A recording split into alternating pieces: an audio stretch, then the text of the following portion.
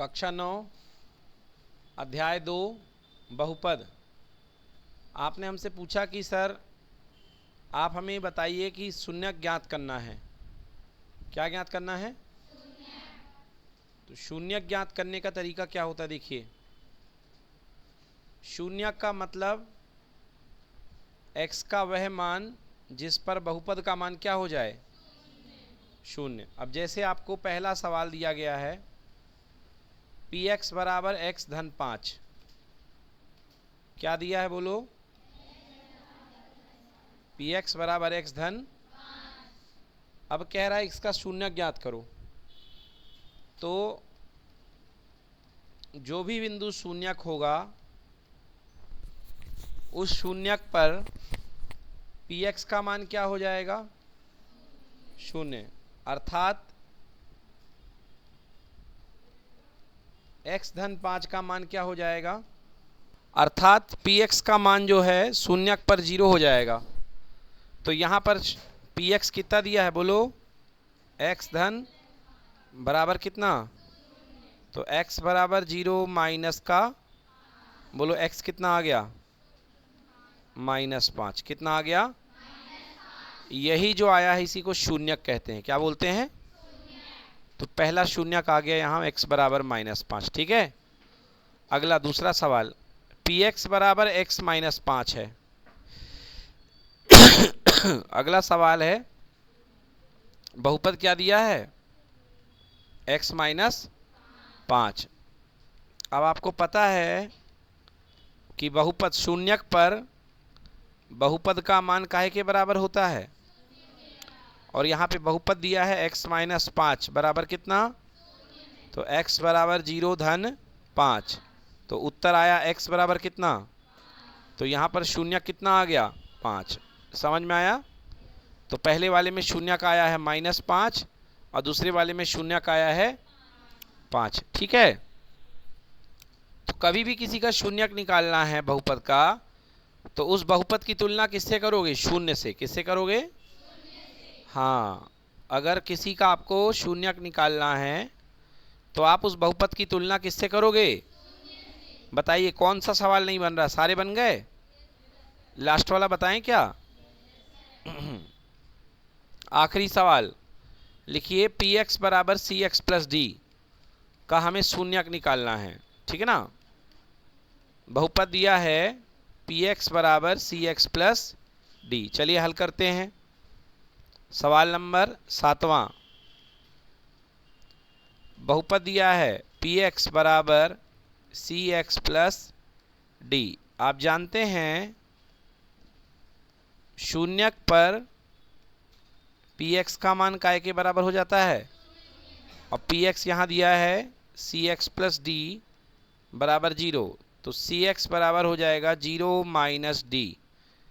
cx equal to minus d, x equal to कितना हो गया? -d बटे c। यही होगा आपका शून्यक, -d बटे c। चेक करिए, बिल्कुल सही, -d बटे c। ठीक है। कोई दिक्कत? नोट कर लें। चलिए अगली हेडिंग डालिए, शेषफल प्रमेय के द्वारा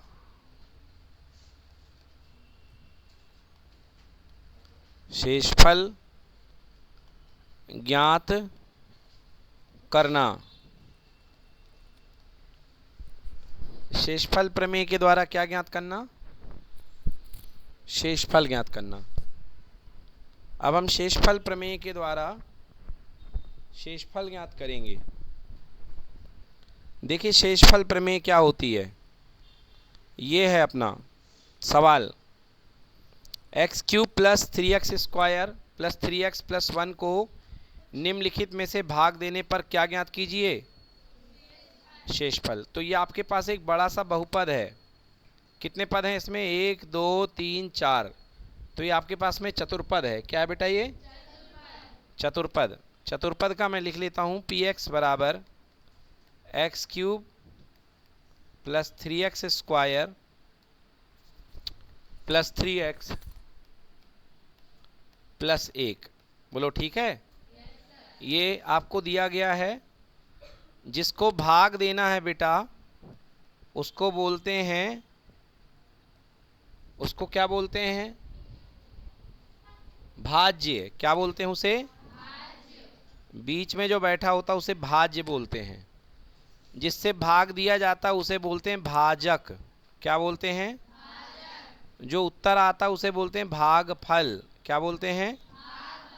और बाद में जो बचता है लास्ट में उसे बोलते हैं शेषफल। क्या बोलते हैं? हाँ। तो ये जो आपको दिया रहता है, ये जो दिया है px, जिसे भाग देना है ये भाज्य है, और नीचे जिससे भाग देना है x+1 से, ये होता है भाजक। क्या होता है बेटा? px मतलब भाज्य, और भाजक को बोलते हैं gx। क्या बोलते हैं?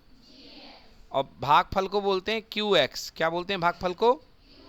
और शेष फल को बोलते हैं rx। क्या बोलते हैं? मतलब समझो, किस में भाग दोगे? px में। किसका भाग दोगे? आएगा क्या और बचेगा क्या? rx। ठीक है ना? px का मतलब भाज्य, gx का मतलब भाजक, qx का मतलब भागफल, और rx का मतलब हाँ शेषफल। तो यहाँ पर आपको जिससे भाग देना है, पहला आपको जो भाजक दिया गया है, पहला भाजक है x+1। क्या दिया गया है? अब आपने 8वीं क्लास में भाग देना सीखा होगा। ऐसे करते थे, यहाँ पे क्या लिखते थे? x+1 लिखते थे, और अंदर लिखते थे ये पूरा का पूरा भाज्य लिखते थे, x³ + 3x² + 3x और प्लस का कितना? 1। हल करते थे, और हल करने के बाद फाइनली आपका उत्तर यहाँ पे शेषफल बचता था कि नहीं बचता था?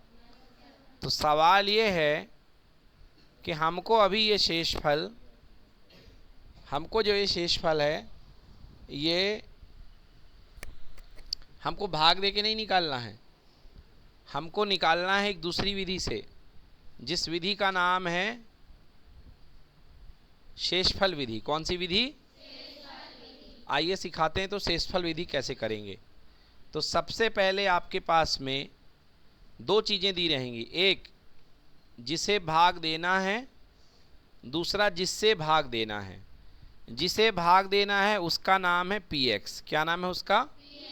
तो लिखोगे सबसे पहले, माना जो आपके पास बड़ा वाला बहुपद दिया उसका नाम px ले लेना। माना px बराबर जो आपको बहुपद लिखा है, क्या लिखा है? x³ + 3x² + 3x + 1 ले लिया। तो क्या लिखोगे? सबसे पहले उत्तर में लिखोगे माना px बराबर x³ + 3x² प्लस का 3x और प्लस का कितना बेटा? ये है, ये px है। और जिससे भाग देना है उसका नाम gx मान लेना, तथा gx बराबर जिससे भाग देना है उसका नाम क्या मान लेना? gx। किससे भाग देना है? x+1 से। किससे भाग देना है? तथा gx बराबर x+1। x+, अब जो gx है ना बेटा उसकी तुलना 0 से कर दो, है ना? लिखोगे gx बराबर 0 करने पर, gx बराबर क्या करने पर? 0 करने पर। तो gx का मान कितना है? x+1 बराबर कितना? तो x बराबर कितना आ गया? -1 आ गया। तो आपने x का मान निकाल लिया।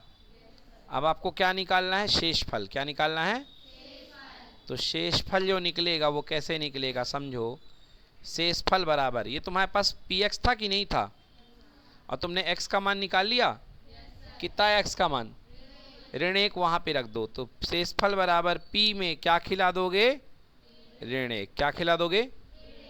चलो सबसे पहले x की जगह x का क्यूब -1 का क्यूब, फिर 3 गुणे -1 का स्क्वायर, फिर 3 गुणे -1 और लास्ट में प्लस का 1। बोलो -1 का क्यूब क्या आएगा? -1। फिर 3 -1 का स्क्वायर +1, 3 एकम -3 और प्लस का 1। बोलो क्लियर कि नॉट क्लियर? हाँ बोलो -1 से +1 क्या हो गया? 3 एकम और 3 ये भी होगा, 3 से 3 उत्तर कितना आया? तो शेषफल कितना आ रहा है? समझ में आया कि नहीं आया? मतलब बिना भाग दिए आपने पता कर लिया कि अगर आप x + 1 से x³ + 3x² + 3x + 1 को भाग दोगे तो भाग देने पर जो शेषफल आएगा क्या आएगा?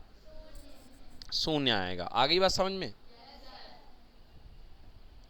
हाँ, तो जब भाग पूरा पूरा चला जाता है, जब शेषफल 0 बचता है, शेषफल क्या बचता है?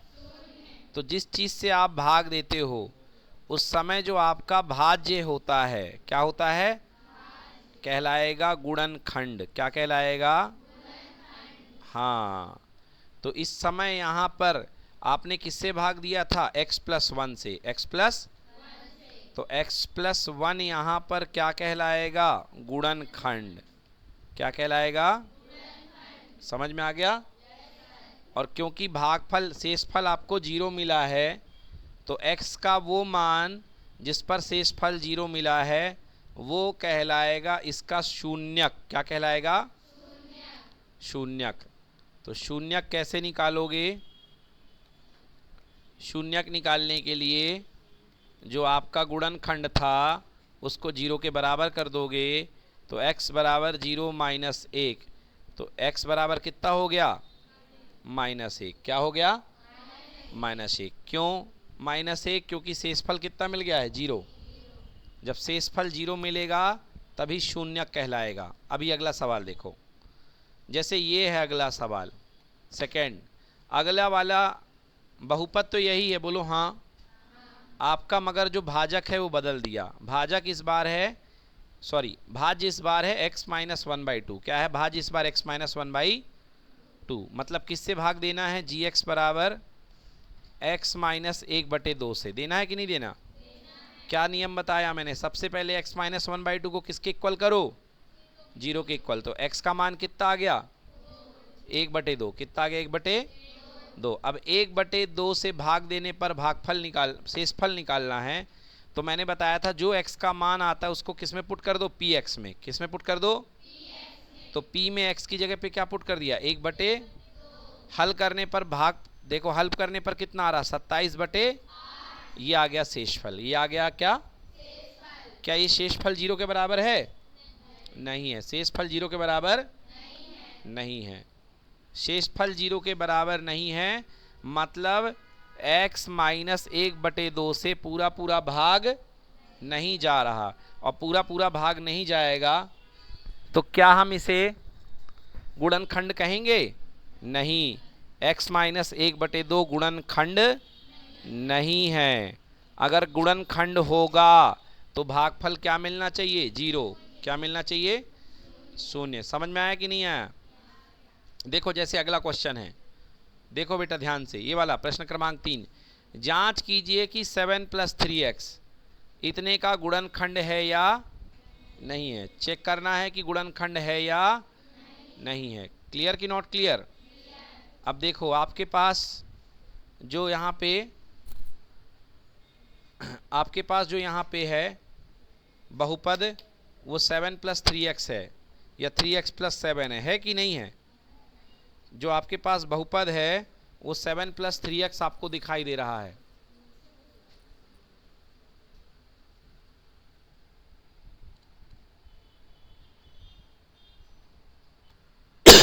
तो देखा आपने 7 + 3x 7 + 3x है, इसको पलट के 3x + 7 लिख लो और पता करना है कि गुणनखंड है या नहीं है। तो मैंने बताया है कि जिस चीज से आप भाग देते हो उसे क्या बोलते हैं? gx। क्या बोलते हैं? उसको 0 के बराबर करो। तो 7 + 3x को किसके बराबर किया? तो 3x बराबर कितना आया? -7। है ना। 3x बराबर कितना आया, -7। तो x का मान कितना आ गया, -7/3, -7/3। तो यहाँ पे x का मान आ गया -7/3। अब -7/3 को हम रख करके देखेंगे हमारे बहुपद में। बहुपद ये है, बहुपद ये है। तो -7/3 का मान हमने रखा किसमें, px बराबर 3x³ + 7x में, जो सवाल में दिया था ये 3x³ + 7x। देखा हमने, तो हमने पुट करने पर देखा, देखिए हमारे पास शेषफल कितना आया, -490/9। क्या शेषफल शून्य आ रहा है, शेषफल शून्य, और शेषफल शून्य नहीं है, इसका मतलब ये जो हमारे पास था जिससे हमने भाग किया था, जिससे हमने भाग दिया था, जब शेषफल शून्य नहीं आया, मतलब क्या ये इसको पूरा पूरा विभाजित करेगा, नहीं करेगा। और जब पूरा पूरा विभाजित नहीं करेगा तो क्या ये इसका गुणनखंड कहलाएगा, हाँ, इसका मतलब यह है इसका गुणनखंड नहीं है। तो देखिए लिखा हुआ है कि 7 + 3x जो है वो px का गुणनखंड नहीं है। आई बात समझ में। तो गुणनखंड होने के लिए शेषफल कितना मिलना चाहिए, 0। शेषफल 0 होगा तभी गुणनखंड होगा, अदरवाइज गुणनखंड नहीं होगा। अब देखिए कह रहा है सवाल में, बताइए निम्नलिखित बहुपदों में से किस बहुपद का गुणनखंड x + 1 है। तो कह रहा है कि बताओ किसको x + 1 भाग दे रहा है। तो क्या करेंगे, x + 1 को किसके बराबर करेंगे, 0। x बराबर कितना, -1। अब सब में रख करके देखेंगे x बराबर -1। देखो पहले वाले में पुट किया, तो पहले वाले में पुट किया तो शेषफल कितना आया, शेषफल 0 आया, मतलब पूरा पूरा भाग गया कि नहीं गया। अब पूरा पूरा भाग गया तो बताओ ये गुणनखंड होगा कि नहीं होगा, हाँ। अगले वाले में शेषफल कितना आया, 1 आया, मतलब शून्य। अब शून्य नहीं है तो गुणनखंड होगा कि नहीं होगा। फिर अगले वाले में फिर से x + 1 से भाग दिया तो कितना आया, 1 0 के बराबर, तो शेषफल शून्य नहीं है, मतलब गुणनखंड। अगले वाले में फिर से भाग दिया तो उत्तर आया 2√2, क्या 0 आया, इसका मतलब ये गुणनखंड आ गया समझ में। तो इस तरीके से चलिए चेक करिए, ठीक है ना। आपको सब में चेक करना है कि गुणनखंड है या नहीं है।